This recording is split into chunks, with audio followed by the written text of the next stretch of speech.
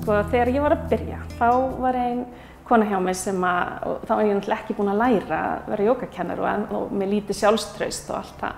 Og hún spyrir mig í lok sumars hvenær ég ætla að byrja aftur á jóganum. Og ég átti nú frekar von á að fá svona hvort og ég sagði henni það og þá segir hún einmitt, já, mér líður nefnilega svo vel í hjartanu þegar ég geri jóga. Já, það skiptir ekki máli hvort maður býr í Reykjavík eða Reyðarfirði, Stokkhólmi eða Stöðvarfirði þegar jóga annars vegar. En það mikill kostur að hafa jógakennaran á staðnum.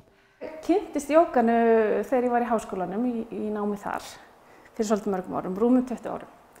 Og svo flutti ég hingað austur fyrir 20 árum og var bara svona að dunda mig sjálf, bara eins og tæknin var þá með vídeóspólur og DFD og allt þetta. En síðan kom það upp að sú sem var hérna að kenna leikfimina eða aerobiki eins og var kallað, hún bara þurfti að hætta og spurði hvort ég vildi kenna jóga. Og ég gerði það var 2003. Svo fór ég í jógakennaranám 2007. Hvert fer maður í jógakennaranám? Ég fór suður og ég lærði hjá Guðjóni Bergmann og þetta voru 3 lotur og það var heppilegt að það voru framkvæmdir hér fyrir austan, þannig að það var hægt að fljúga suður án þess að það kostaði hálfan handlegg og fleiri líffæri eins og í dag. Þannig að ég gat tekið þetta nám þá. Og hvernig voru viðtökur? Þú komst tilbaka og fórst að auglýsa jógakennslu. Sko það var bara svipað. Það í rauninni sami kjarni sem hefur fylgt mér. Svona 10 konur sem hafa fylgt mér frá upphafi og þær bara, já, fylgja mér enn. Og ég segi stundum í gríni að þær myndi bara ganga fram að björgum ef ég myndi segja að gera það, liggur við. Það er grínust með það. Það hlýðar mér í einu öllu, alltaf. Það konur sem allar eru búsettar hér á Stöðvarfirði? Já, flestar. Svo eru svona nokkur sem hafa komið að sunnan úr Breiðdalnum og frá Fáskrúðsfirði. Það er svona einn og einn sem kemur inn á til. Hvernig jóga kennir þú?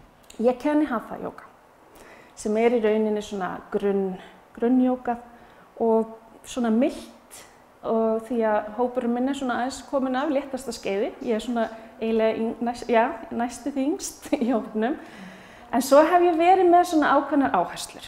Ég hef verið með hlýtt jóga núna síðustu ár og þá bara hita ég þetta litla rými vel og við gerum æfingarnar rólegar og djúpa teygir og góðslökun og allt svoleiðis. Og svo í vetur þá var ég aðeins að breyta og með svona, þess að ég kalla tabata-æfingar. Þá ég með nokkrar æfingar með þar sem við gerum 4 æfingar, 20 sekúndur, hvíld í 10, 20 sekúndur og hvíld. Til að svona aðeins að hreyfa við brennslun okkar, svo sem ekki alltaf að gera eins. Því þetta er sami hópurinn og mér finnst ég svolítið þegar að pínu að poppa mig upp, vera ekki alltaf eins. Hvernig með jóga áhuga hérna fyrir austan? Eru fleiri kennarar á fjörðunum? Það bara á flestum fjörðum eru jógakennarar. Það ekki hérna sitt hvoru megin við mig, en það á Reyðarfirði og Eskifirði, Norðfirði, upp á Héraði. Djúpavogi líka held ég. Þannig að þetta hefur bara gjörbreyst frá því að ég lærði á sínum tíma. Varstu kannski bara næstum ein? Ekki alveg, nei. Það hefur alltaf aðeins verið upp á Héraði og eitthvað hérna niður á Norðurfjörðunum, Reyðarfirði, Eskifirði. En við vorum bara mjög fá tíma. Þannig að... Hvað það sem fólk að sækjast í jóganu? Sko, ég myndi segja að það bara svona þessi bara hugarró sem þú finnir með jóganu og bara þessi veljan sem að fylgir því að stunda jóga. Plús það náttúrulega styrkja sig og teygja og allt það sko. Hvernig nýtir maður það svona yfir daginn? Byrjar þú til dæmis daginn á jóga eða hvernig? Sko, ég byrja yfirleitt daginn á svona einhvers konar hugleiðslu og svona 10 til 20 mínútur. Það bara misjafnt svona hvernig dagurinn en fyrir mér það gífurlega mikilvægt að leggja línurnar inn í daginn og algjörlega óháð hvort maður markvisst að stunda hugleiðslu eða gera æfingar eitthvað svoleiðis heima, að þá einhvern veginn maður svona, maður fann að læra inn á öndunina sína og maður nýtir það óbeint bara, og ég held líka bara það hefur áhrif á hugarfarið. Maður bara sáttari í sínu skinni og bara, já, sem náttúrulega alveg svakalega dýrmætt. Já, það það. Já. En nú varstu kennari í mörg ár, notaður í jóga eitthvað inn í kennslunni? Já, við vorum með á stundaskrá hjá elstu krökkunum, ég held bara síðustu 3-4 ár, eitthvað svoleiðis. Og þeim fannst þetta bara ótrúlega gott og gaman. Og síðan fór ég sjálf á námskeið hjá Hugafrelsi, sem að þær eru með efni sem miða að því að kenna börnum alls konar hugleiðslur og öndunaræfingar og hitt og þetta. Og ég notaði það töluvert í fyrra vetur þegar ég var að kenna miðstigskrökkum. Og þeim fannst það gott.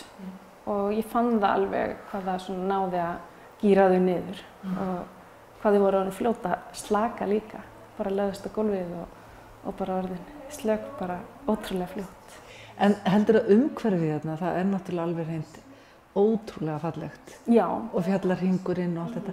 Er einhver orka í fjöllunum hérna sem að hefur góð áhrif, finnst þér? Ég hef alveg trú á því að það sé góðu kraftur í náttúrunni okkar og ekki síst hérna fyrir austan. Og það er náttúrulega bara sú besta hleðsla sem maður getur fundið, það er að fara út og að ganga í náttúrunni og róa hugan og hlaða sig. Ég hef svolítið verið með jógagöngur. Hvernig eru þær? Þá göngum við úti og gerum æfingar og slökun og hugleiðslur og svoleiðis. Það er rosalega gaman.